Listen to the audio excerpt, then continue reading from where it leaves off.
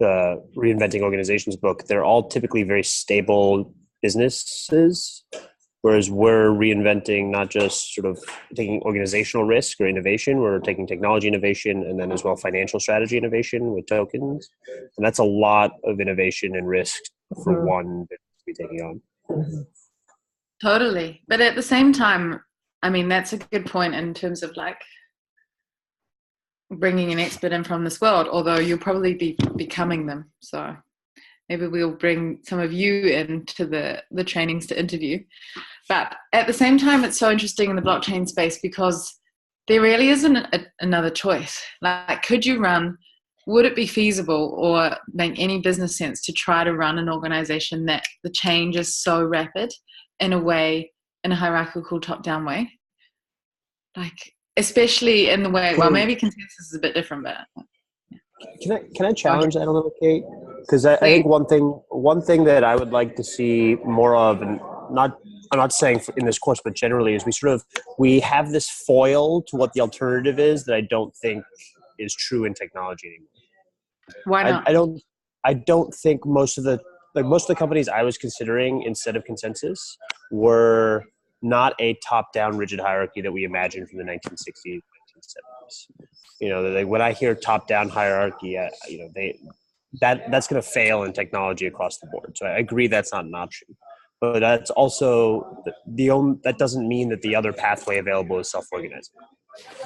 What is the other pathway then? Do you mean like a really agile kind of lean? Yeah, super agile. I mean, I think there's like hierarchies that are very flat that are sort of embody the servant leadership approach that sort of get alignment on what to do and not how to do it. So there's still autonomy in places that are important to people, but still are better around career paths, succession planning, alignment, financial strategies.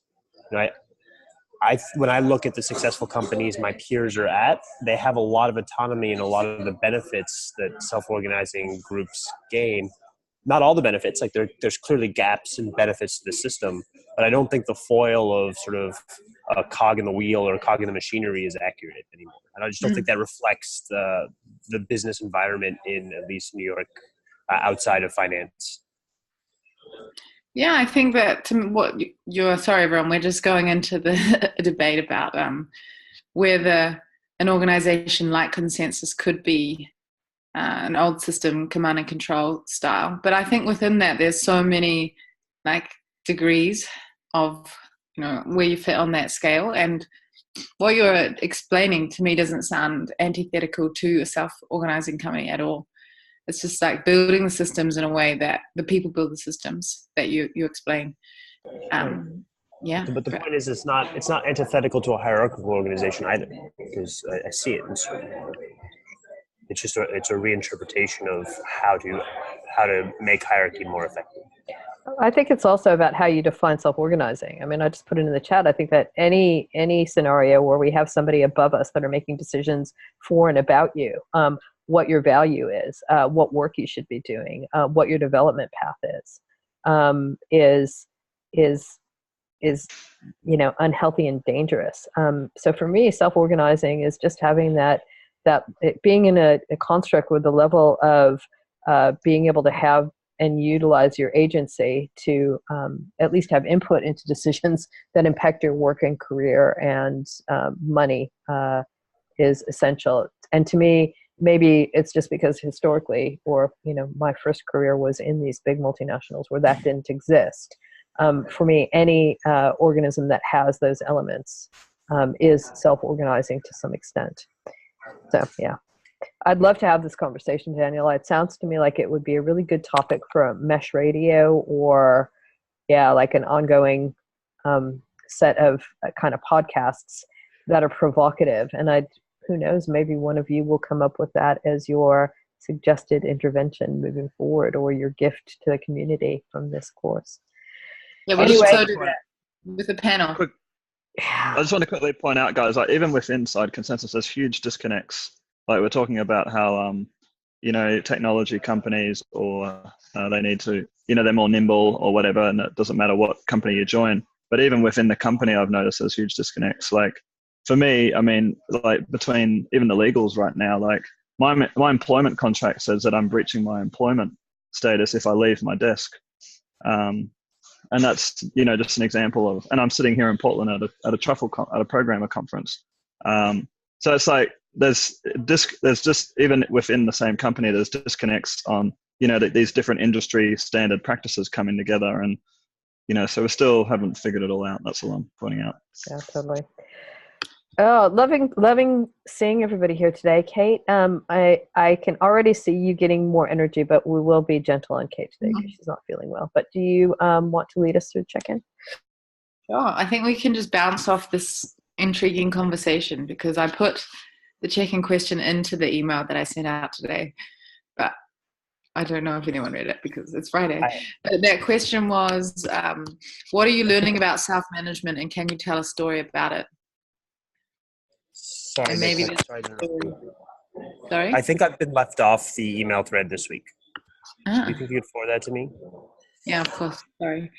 But yeah, should we just continue on this question? And yeah, we can be provocative if you want. We can be however. And we'll just call in another person. So I'm gonna call in just to put a bit of pressure on you. Malky. I think you could see me mulling over it. What am I learning about self-management? That it is not only about yourself. That's very clear, right? There's so much about this that's so not about just you. Like as much as it's very centric, right? Like on ourselves. A lot of this is putting ourselves aside, I would say. So maybe that's what I'm projecting onto it. So the truth is I'm not fully sure yet. But it's definitely a process, this whole thing for me. Self-management specifically. Sorry.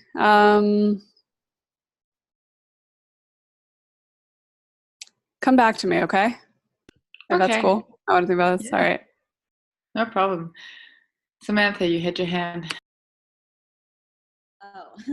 So I've learned that self-management is a bit of a spectrum. I don't think it's black and white. I think that there's different, aspects to it, the entire self-management continuum almost, because a lot of times, and over the past couple of weeks, I've taken a different lens or perspective into the different working groups that I'm in, and certainly some of them are much more, not hierarchical, but do have a much more traditional model of decision-making or roles and responsibilities. And I think we're certainly not fully self-organizing yet. And I'm interested to see how the journey of self-organization will disseminate throughout the mesh. There's definitely a very relevant, like in the Corporate Rebels article, the highest paid person's opinion matters the most. Like there's a lot of that around the mesh and in a lot of the different teams. Now it's just how do we make this work for everybody? And I don't know, but it's going to have to be fluid, and we're going to have to tailor it to all different levels. I have if you don't mind, Kate, I've got my answer. I'll just jump back in. Self-management, hold on, I had an answer. Give me 1 second. My brain does this on Fridays.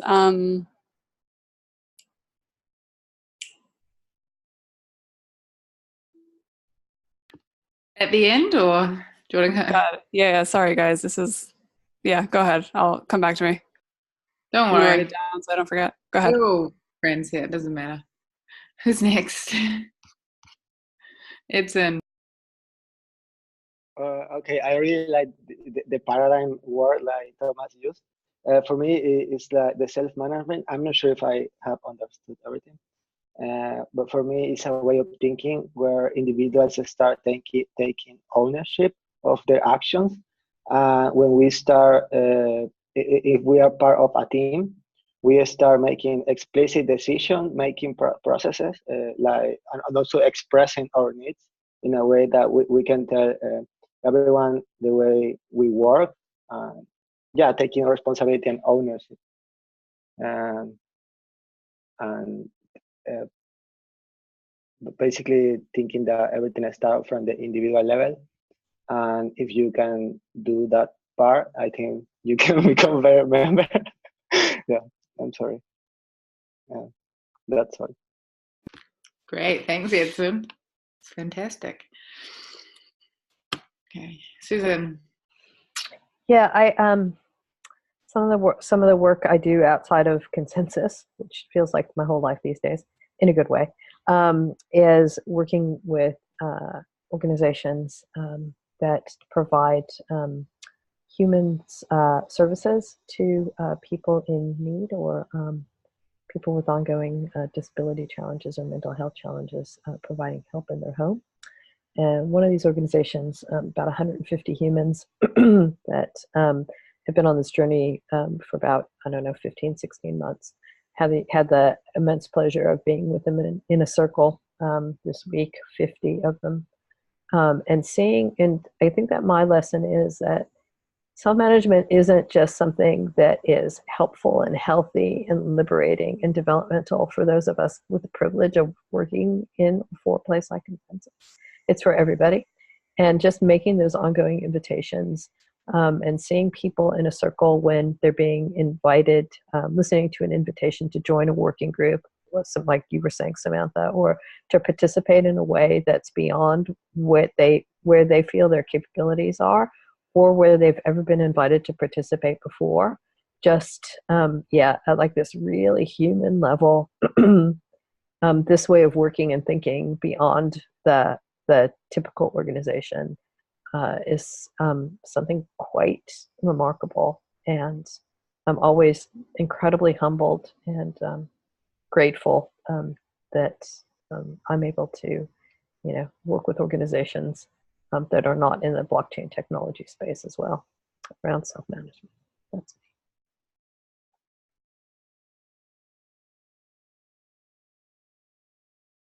Brian?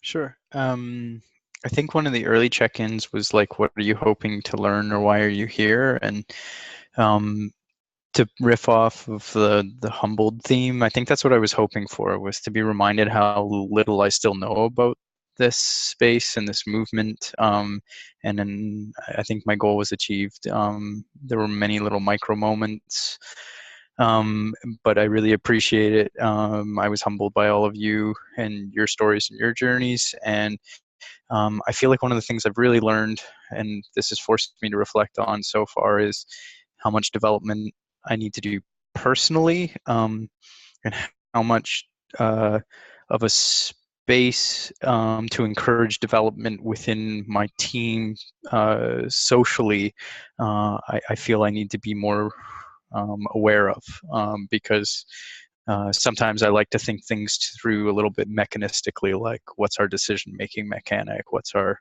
role-defining mechanic, and I'm realizing that I need to think about it a little more holistically. So that's it for me. Thank you.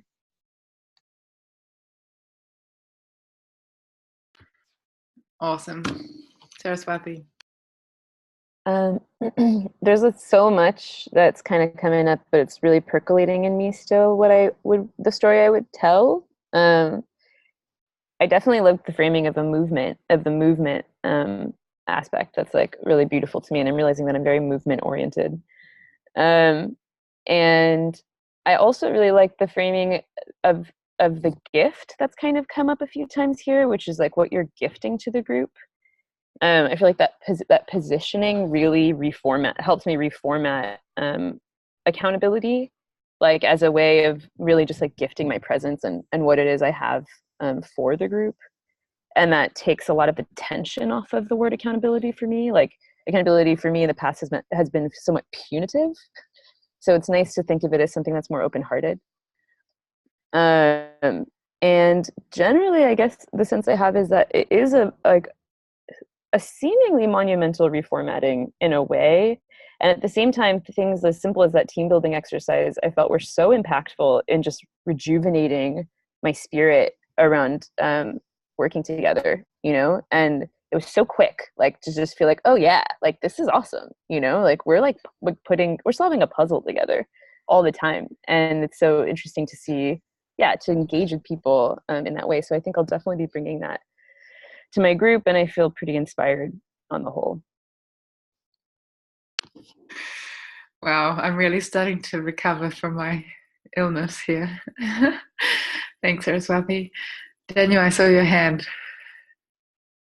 Yeah, I'll go. I like what Thomas wrote in the chat resonated with me. It's a new conversation that allows us to all explore what we're all dealing with.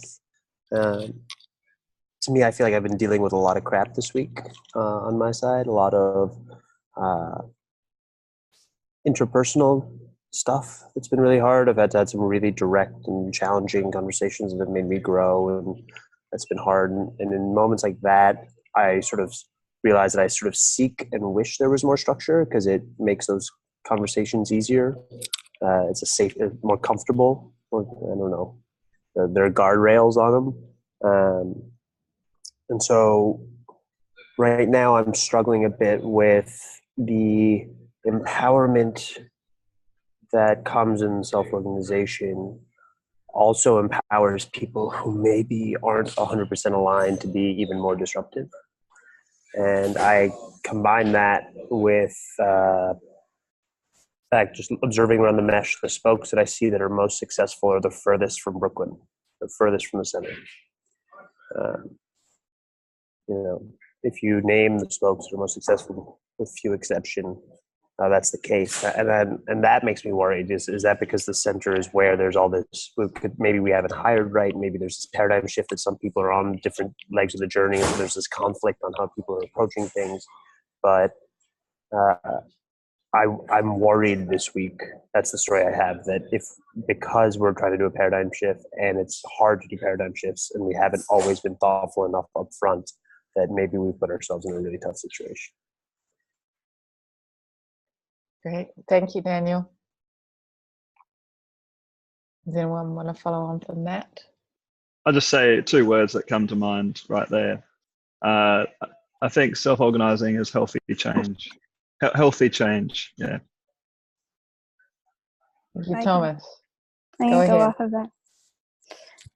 So yeah, speaking of the healthy piece, so like I've learned from this so far the incredible deep personal work that's kind of required, not kind of, that is required. And from my perspective, like just staying open to that is hard.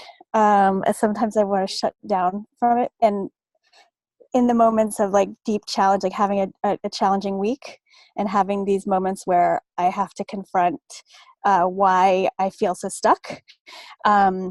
And I think that this work is it's such a privilege and catalyst for the change that I've felt when I've had those moments. So it's brought on these help me have these aha moments where I can see what my piece is and where I can, move through to change and not be stuck in the difficulty, and really own my own piece in it as a team member. So I don't know if I hope that made sense to everyone, but yeah, that's totally. That's what I'm feeling.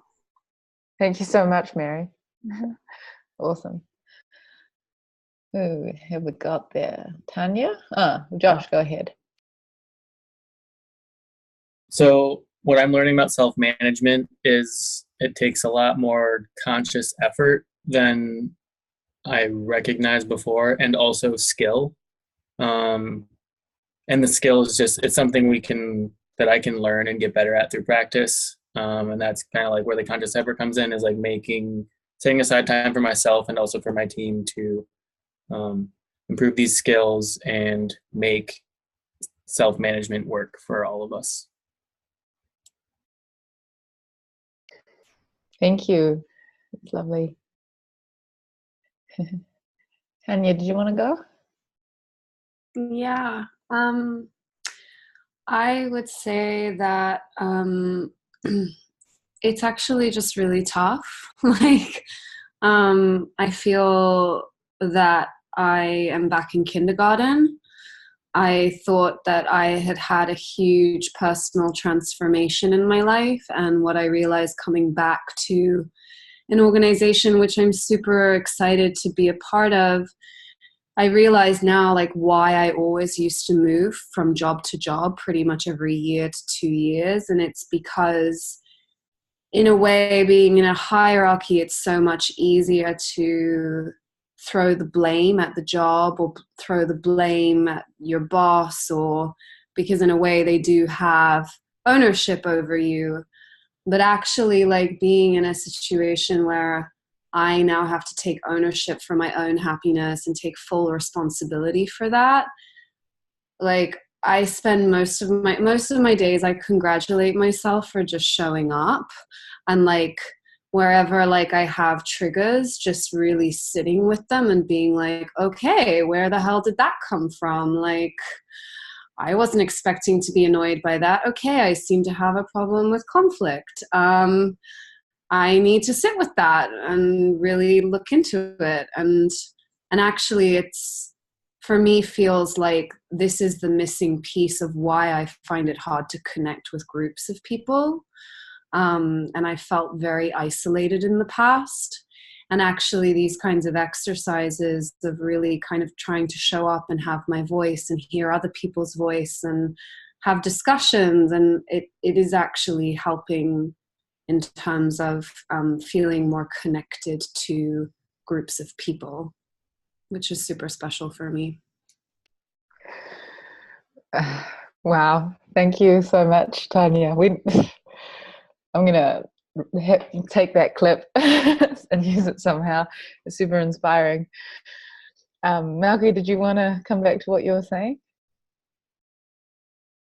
Yeah, and just guys, apologies. I'm wondering, is secondhand weed smoke a thing? I was just from every window in my apartment, and I'm wondering if, besides being Friday, maybe that's what's happening, because that was a little uncomfortable. So I apologize. It's like overwhelming. Anyways, in a very literal response, I think overall I've begun really to think more about things, not only in how they impact me, but how they impact others, which has been interesting to see how, again, in a very literal way, that's floating in, on a very conscious level. But I also just wanted to respond to that. I resonate with so much of what everyone just said. And I think I haven't been so shy about the fact that this has been very oddly uncomfortable for me, this whole process, which has sort of blown my mind, because I just didn't anticipate that.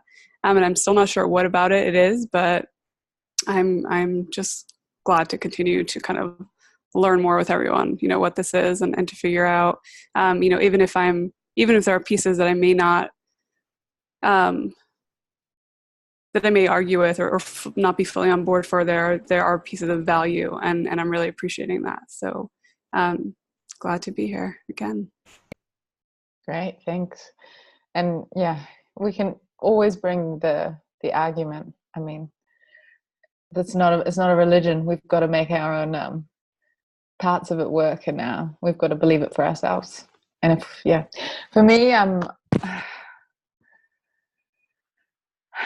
it's so like self-management. What I'm learning is more and more and more that it's a movement, and it's a revolution, and it's potentially, for me, the way I see the world continuing to exist in a way that's not shit. And right down from when I first became part of a community practicing this, and I came into this world and realized how extremely unhappy I had been trying to show up with all these zero-sum behaviors, winning, manipulating, feeling really tense all the time, worrying about what my bosses were thinking of me all the time, and totally not believing in myself and my capacity, to 5 or 6 years later just being right, let's go, let's do something in this world, let's enable people to have radical autonomy, but not radical autonomy out there on your own in this anarchist way. Radical autonomy with people that you care about so deeply that you're going to be in it with them for 10, 20 years and build amazing things, and you're going to be able to build them because they totally have your back and believe in you, and you have it with them. And there's times where it's so hard, oh my God, and you're like, I don't want to have this difficult conversation today, but in the end, it's, for me, this is the battle. I don't want to be binary and say that there's good and bad, but I'm in Hungary right now, and the prime minister here is a fascist, and they're basically imposing some really bad things on civil liberties, and people are just like can't do anything. And I'm just like, all my friends here are like so distraught at what's happening, and I'm like, wow, like we can really do something. And with the technology that this industry is building out as well, I see them mirroring each other. So decentralization and going horizontal, they're both needed here. So I'm just feeling very inspired, and by you all. So thank you so much for that check-in, which took half an hour. Yes. So then we better do some presentations. Last week we kind of dipped in and out between the personal work and the teamwork. So I'm just really curious what people are feeling energy for today. If some of the teams want to present together, if some of you individually want to reflect on the personal work. Any proposals?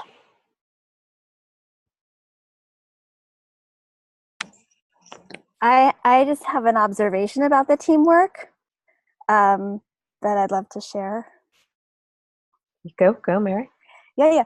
So, there's a lot of research around, minds coming together make, better work than just a single individual. And, the power of a team. And I found that with our team, that was the case. It was lovely to see that we individually or as a group made such better decisions together than as individuals. So I loved it.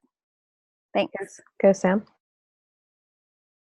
Oh, no, I was just saying that makes sense. When we had our group meeting earlier today, we were talking, or at least in my head at one point in time, we were talking about this razor mirror, or what was it, a shaving mirror, something like that. And I was like, no, I don't need that. But then Thomas and Josh came up with a really good different perspective, and it's like, oh wow, actually that makes sense. So working with the group really helped kind of shape value in different ways. Can I just come back to Mary, and then I'll go to you, Daniel. When you say better decisions, can you say more about what better means in that context for you? Oh, well, the exercise was that evaluation, right? So you had to compare the scores. So that's what I meant. Cool, thanks.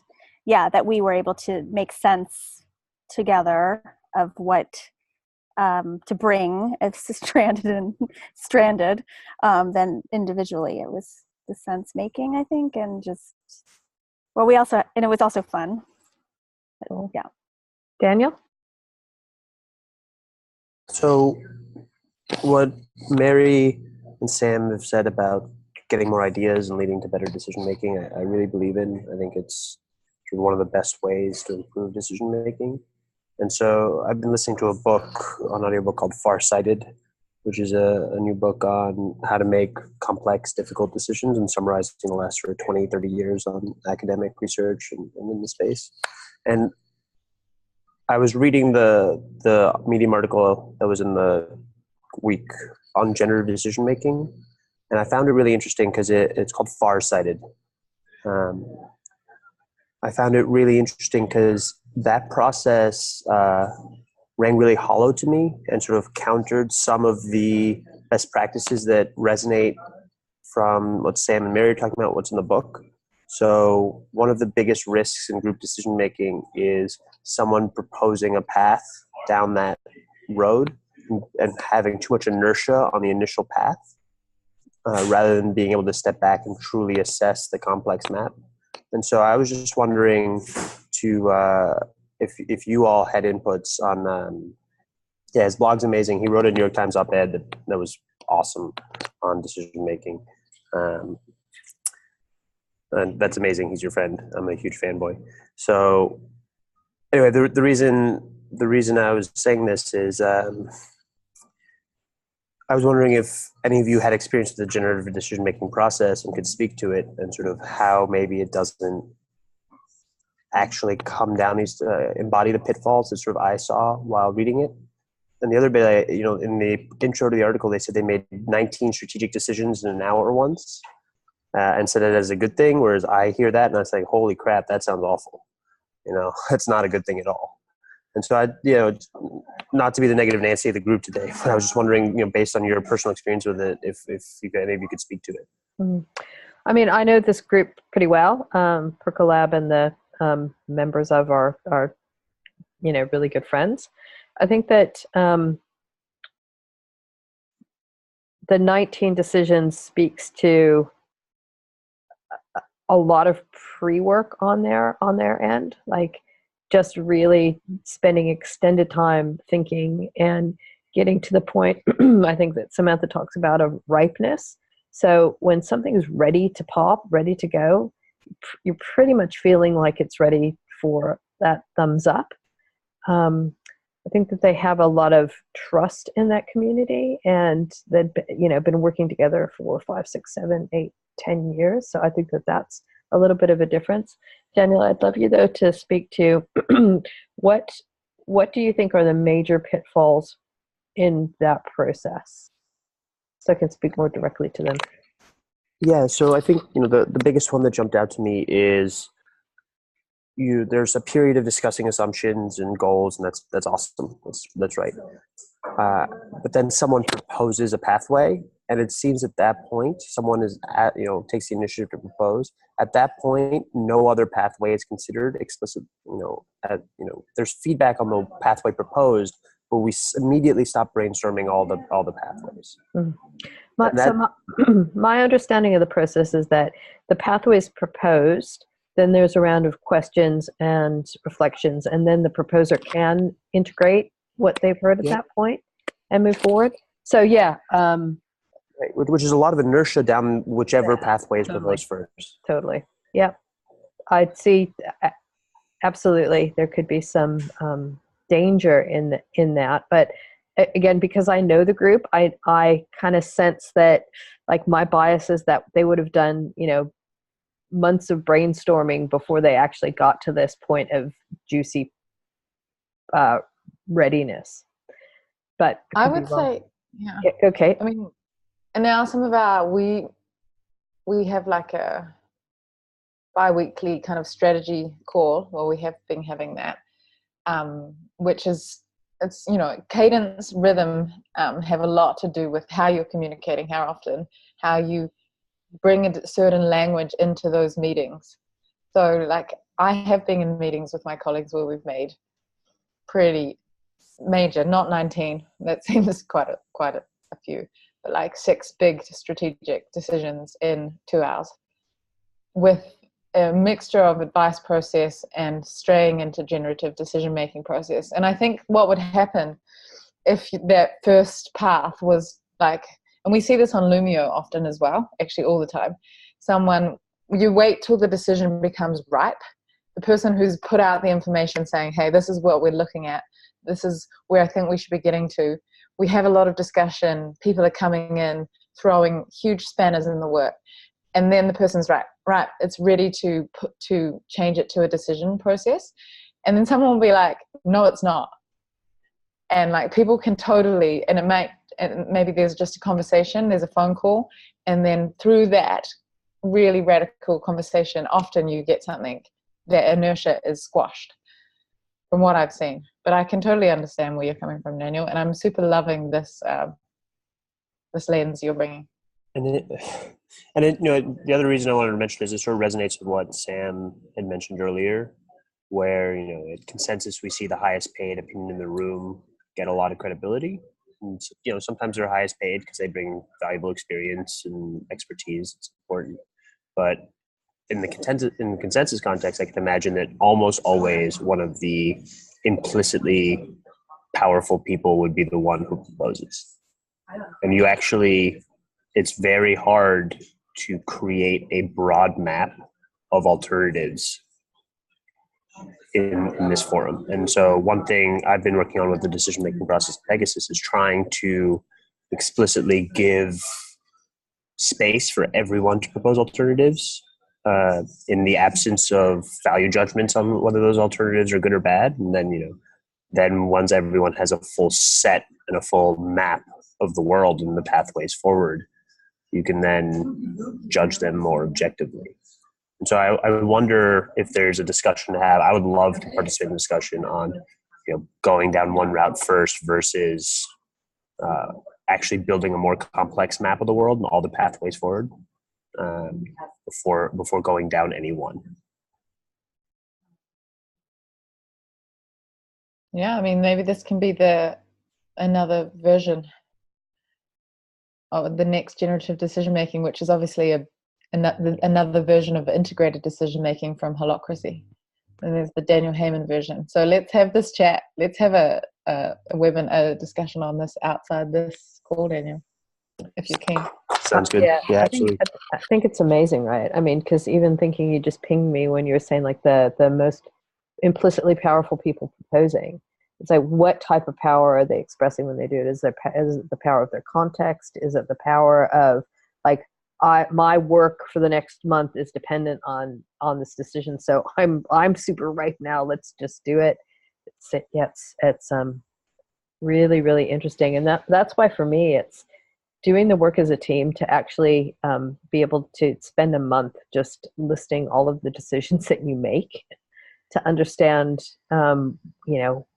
It's almost start to not even necessarily going down the gates, but like just really start to make sense of, okay, how many different processes do we need? And on the basis of what we've been deciding, where should we start experimenting with what type of process?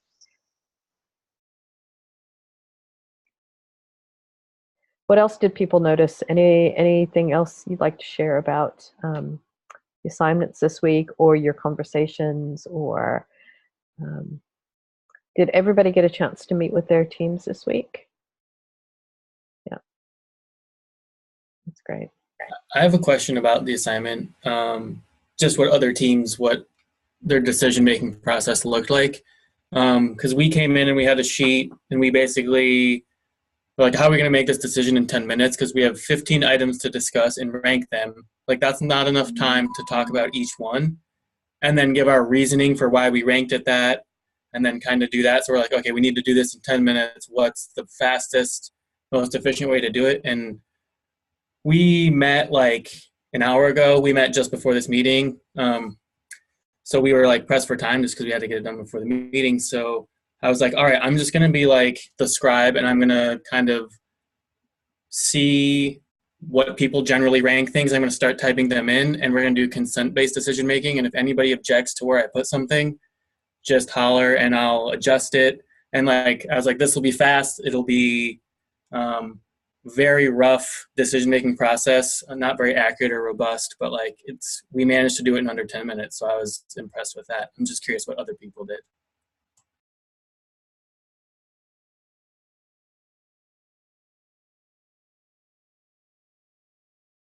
Brian? Sure, I could share. One of the things that I thought was interesting, kind of riffing off what you're describing, Josh, like we kind of just set the timer and got going, and maybe it was because we didn't read the line item that we should make a decision of how we were going to make decisions, and we're bad at following instructions, or but once we set the timer, it kind of happened organically, but it was fun for us afterwards to reflect on the pattern.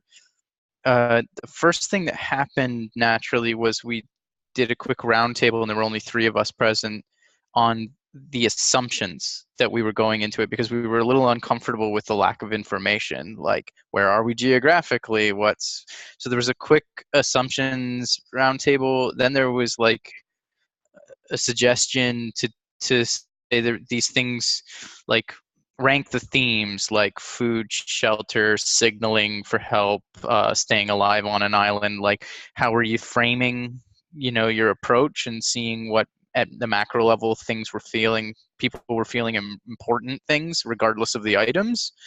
And it was interesting. This almost took like 5 minutes of the 10 minutes. I had the luxury of being the one with the timer physically, so I could see this. And I was getting nervous about how long this was taking. But what was crazy was we had about 3 minutes left when we were really starting to rank things, and it was taking like sort of a suggestion-based process. Like, people would suggest something, and based on the original themes, someone would nominate what the next thing in the stack rank should be, and there was a quick dialogue, and then moving on to the next suggestion. And we almost got through on the time limit. We had just a handful of items, and we almost all agreed that we didn't care about those items. And I suggested that Daniel just rank the last few items in the last 5 seconds for us as a team, and nobody objected. So it was weird to watch how it evolved, and how the time pressure eventually had us nominating a decider at the end even. So that was the interesting pattern and the approach we took, Josh. I hope that answered your question. Yeah, cool. Thanks.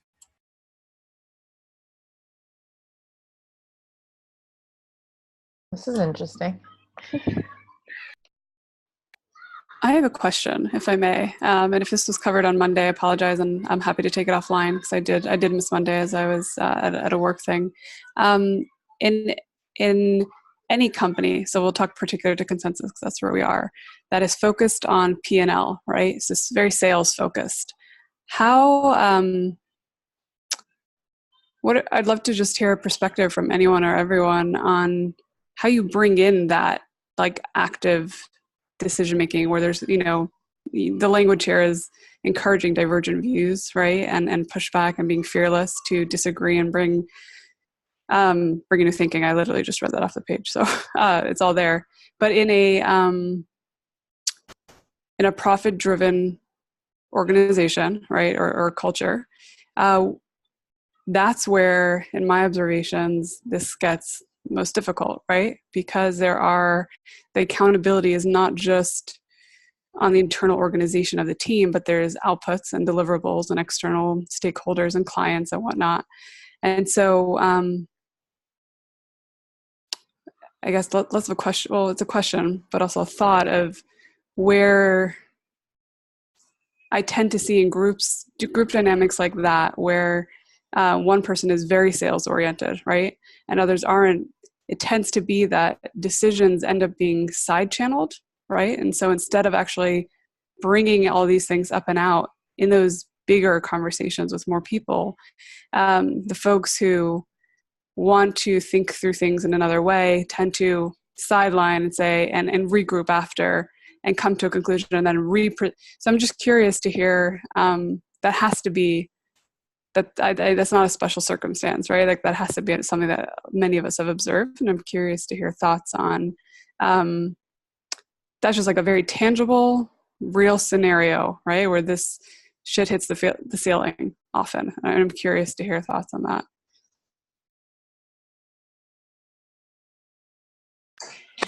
So something we struggled with a lot in Pegasus is people wanting to be inclusive in decision making, and then feeling that the result was everyone stopped doing their job and started to tell the proposer how to do the other job, not their job, and sort of sharing opinions where they weren't really value add or speaking up to be heard. And we persisted on our decision-making process that was broader and more inclusive with the hypothesis, and it's starting to work, but we'll see if we get there, that once people see the process yielding good results, they won't feel the need to engage in every single decision. They'll be able to trust the process and trust each other more. And so the downsides to going broad will be minimized, and the upsides will become more clear, and so people will be more inclusive. However, the contrast to that is this week, like the crappy week I've had, is largely because I've had to deal with sensitive issues. And there, what I can't figure out is how to be inclusive and follow our process without being really insensitive to the people involved in the tough decisions. And so I think there are a lot of decisions in business that are, the humans are at the center of it in a negative way, and their going broad can really be damaging. And that's something I have no idea how to figure out. Yeah. I totally agree with this, Daniel and Malky, that sometimes going broad on everything isn't the right strategy. And, using advice process is totally fine. Where it's like, when can we sense into when a really broad process is going to be the most beneficial, when the collective intelligence is going to really add a lot of value to the process and to the decision and to the strategy and the direction, and when what decisions are okay with, a delegated process or advice process. Susan, do you want to add on that? Because I know that this is something you'll come across a lot. Yeah, I just added into that, being really clear about who the decisions are impacting. And if the decisions aren't going to impact everybody on the team, then really taking a view as to who needs to be involved. That may sound pretty entry level, but I think that sometimes I've seen in our quest to get participation, the frustration that I felt with lack of participation could just boil down to, well, this person's not participating because it actually doesn't impact them. And being clear about that is, I think, important too. Yeah, and I just want to add, last week's guest, even though you weren't here, Daniel, Ilana is like radical on this. Her position is that everyone, like, as much participation as possible all the time, and I would say I don't go that far at all. And if my team, the other day, my co-founder, a couple of them were like, we need you to make this decision with us. And I was like, no, you don't. I don't care. I don't have the information. I'm really happy with what you decide. And they're like, great. And like, just being aware of that in yourself is quite helpful, and like helping other people to feel that as well. Like, so I just want to maybe we can go into this in the decision-making 201. This is the key bit, right?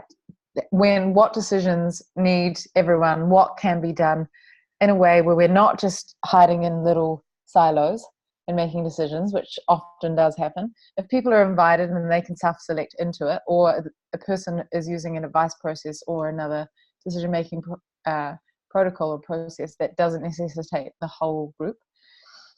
And this is the nuance. And I think that would be really good to get some of those leaders from other orgs and spokes into this conversation. I think that the idea of liquid democracy is really interesting for me. The idea that you have the opportunity to delegate your vote or your participation to somebody in a way that kind of moves in and out depending on what type of decision. At Inspiral, we ran into something a couple of years ago with the invitation or proposal that there was kind of a group that had delegated decision accountability on some things, and it actually ended up getting blocked because there was somebody and a couple of people in the organization that just felt like they were never ready to do that, to cede their decision-making delegation to somebody else. But we'd gone through that process, and I think that that the decision that was made there means that some of the decisions we take a lot longer, but we've consciously decided that as a collective. Yeah, and I think I know we have to wrap it up, but I think just to what I'm hearing from a lot of that is that there has to really be that trust across the team for folks to feel empowered enough in them, or confident, if you will, enough in themselves and in their colleagues that those decisions feel, that they feel it's a lot. It really is. I'm realizing a lot of it is, whether we think of it or not, it's power plays at some level, right? Where we don't feel comfortable enough or in control enough to let someone else be a decision maker, right? And so that's interesting that I think it does come back to a layer of this trust that has to stem. And this is a really good conversation. Cool. Great, thanks. We've got 8 minutes left. What do you want to do, Kate? We've got two for we don't need long for checkout, so I'm keen to see where the group wants to take this conversation. Does anyone have something like, okay, let's go here now? After all of that, maybe someone who hasn't spoken so much during this call. Anything coming up, like around decisions, or even circling back to the check-in? I have a thought. So go ahead. So just, I really enjoyed this exercise that we did, and I figured that I'd be better with the group, but it turns out I was 1 point better on my own, which I thought was really interesting because my preference was to do it with a group. Just like I felt like I was getting a lot more input. I had far more well-rounded decision making because folks had a lot of intelligence that they were bringing to the table. And I felt more confident making these decisions with a group. And so I was kind of surprised that I had pulled it off on my own, and it definitely gave me some insight as to where my confidence fails when I'm on my own too with decision making. Like I tend to want to open it up and be collaborative because I prefer to have well-rounded input. But I guess I can trust myself more than that in certain contexts. So that was interesting. Yeah, thanks so much for that, Saraswati. That's super interesting, to be honest. Where do we want to go from here? We've got 6 minutes. We might as well check out with a bit of a reflection. Just what's coming up for each of you with maybe 20 seconds each. This could be on decision making, it could be on consensus, the mesh, self-management, could be self-management as a joke. Anything that you need to get out before we finish this extremely interesting call? I'd like to maybe offer a focused question, but also leave it open. Like thinking about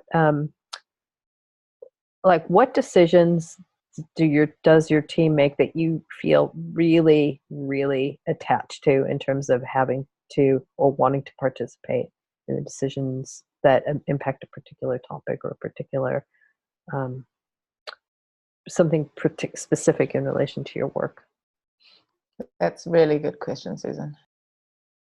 I can go, I really, really need to be present when anyone's making a strategic product decision around any of the trainings we do or anything that our business invests in. Like if I'm not part, everyone knows I'm going to get super upset.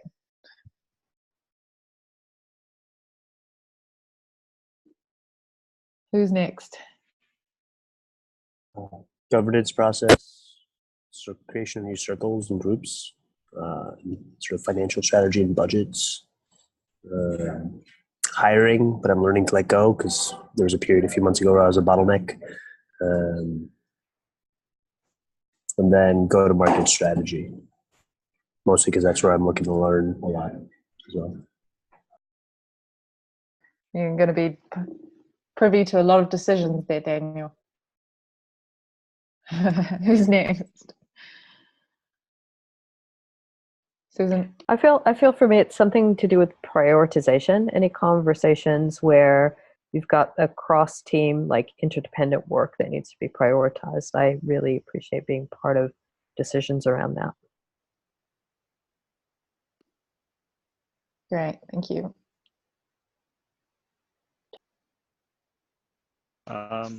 In Australia, we've just had the Solutions Australia regional meetup, and I joined Consensus when we had regional circles, and then we went away from regional circles, and then we went back to regional circles, and sort of trying to manage consensus in regions as well. And I'm not sure where all those decisions came about, but I just sort of witnessed it, and also the impact of it all.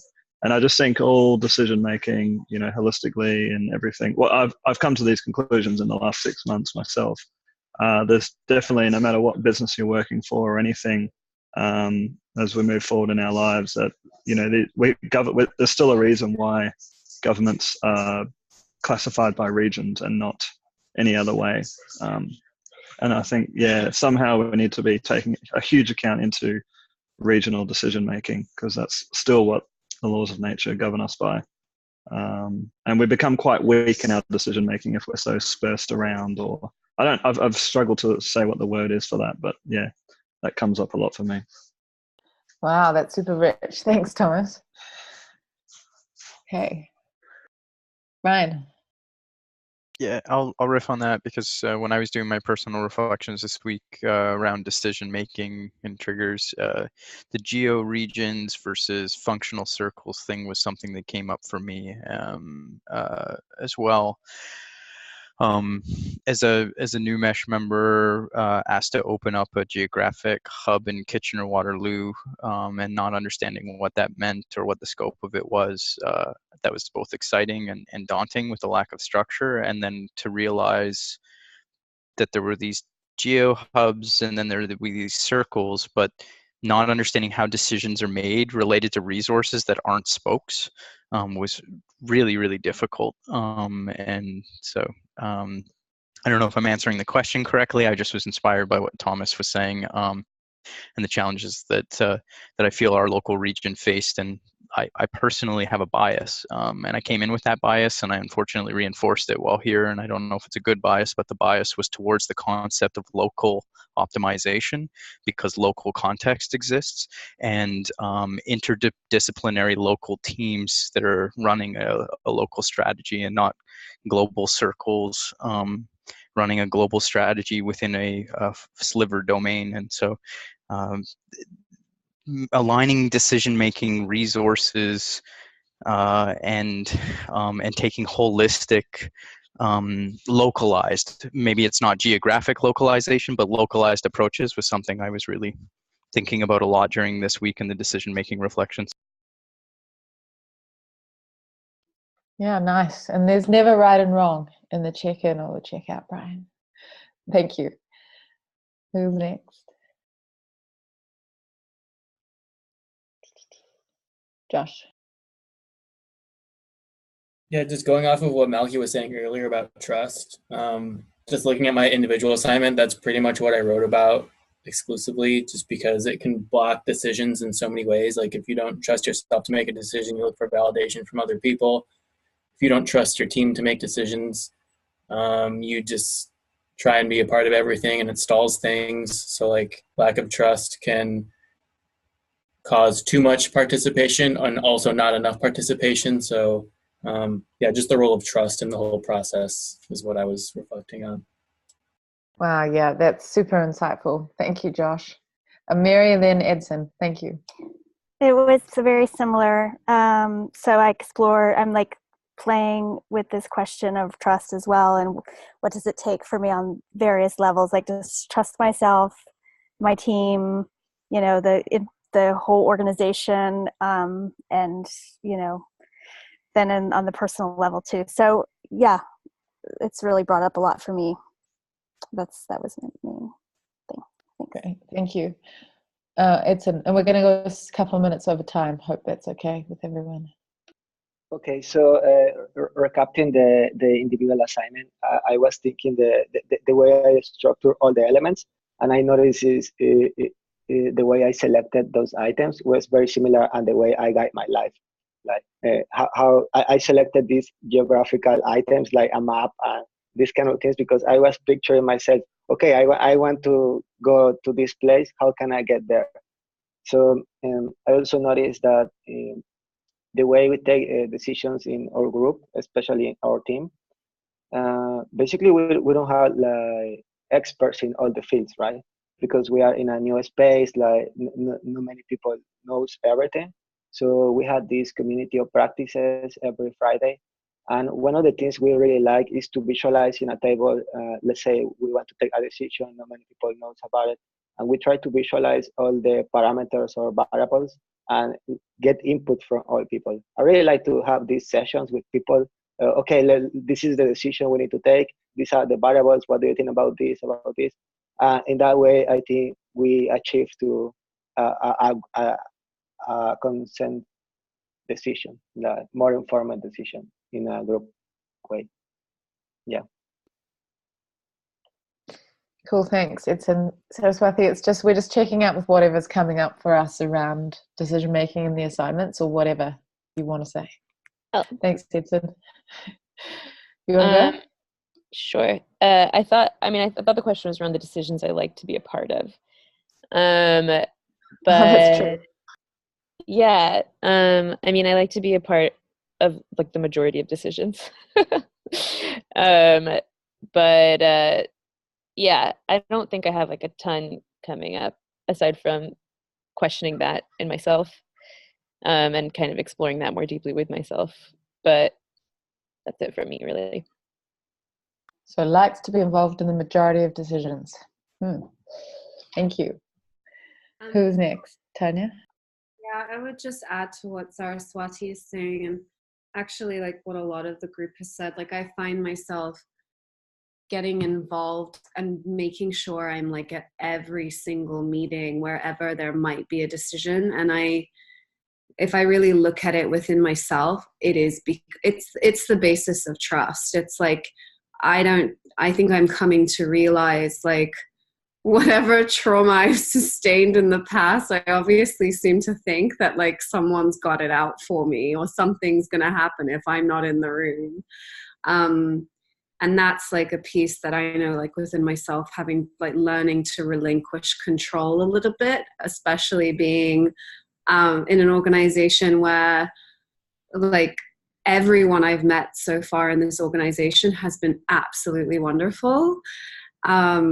And are super smart, brainy, like are, you know, bought into the mission. And so, yeah, there's kind of there's a piece within me that's kind of like, I need to let go in a way of like sort of old habits and old patterns and actually be able to kind of jump in and say, okay, I trust you. I trust you to make the decision and do a really good job. Better than me. Yeah, beautiful. Thank you, Tanya. Yeah, Samantha. sorry, everyone. We went slightly over. Samantha, go ahead. Yeah, I really echo what you just said, Tanya, and like looking and doing some reflecting and realizing I usually default to don't trust until somebody gives you a reason to trust you. And I grew up with a family of lawyers. The idea of proper prior planning prevents poor performance. Expect the worst, prepare for the worst, and sometimes you'll get the best. Sometimes. Maybe 1/100th of a time it'll work your way. But you always have to be on the offense. And that's what I grew up with. And that really translated into there's a very few people who I really do trust. And, you know, like I've been working super well with like Mary because she comes to me and like asks and like follows this advice-based process with a lot of the work streams that we're going on and doesn't just go off and do her own thing. And so now like I trust Mary and like, you know, you can go do whatever and whatever decision you make, I feel good about it. But it's the second that you break the trust that it's almost impossible for me to get back. And I'm so stuck on that. Like, how do you rebuild trust when you are sitting in this trench of not trusting? And when somebody gives you a reason not to trust them, for me, it's almost as if I feel like that's a point of no coming back. And I know that's not effective and I need to do some work on that, but I really just don't know what to do about it. This is your learning edge, Sam. This is great. Woohoo, thank you. Is anyone not checked out? Oops. Okay, thanks so much. Wow. This Thomas, that's great too. Yeah. That's why we need to reinvent something else. Oh yeah, I feel that too. But hey, we've gone over. This is awesome. We really need to like dig into this more. I think this decision-making week could use a lot of refactoring and more thoughts on it. And thanks so much. This was a great Friday night for me because I'm gonna go lie down now. Thanks. Bye guys. See you Monday. Feel better, Kate. Thanks for hosting. Thanks everyone. Yeah, feel better. Bye.